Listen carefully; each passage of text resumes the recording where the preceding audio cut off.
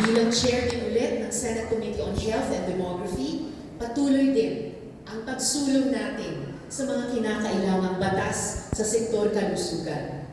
Nitong linggo, pumasa sa second reading ang Philippine Geriatric Center Bill na magtatayo ng dedicated na ospital at regional centers para sa gamutan ng milyong-milyong senior citizens sa ating bansa. Bago pa yan, naipasa din natin sa Senado ang Comprehensive Lupus Prevention and Treatment Bill at ang Health Outreach for Seniors and Indigents Program Bill. Patunay na tuloy-tuloy ang ating reforma sa kalusugan. Itong mga panalo, mga kasama, at patuloy na laban sa loob at labas ng Senado at ng House of Representatives at lahat pang mga espasyo kung saan tayo lumalaban.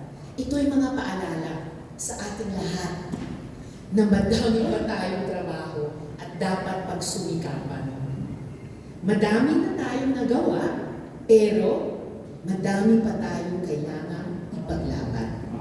Magpapatuloy at lalakas pa ang ating paninindigan.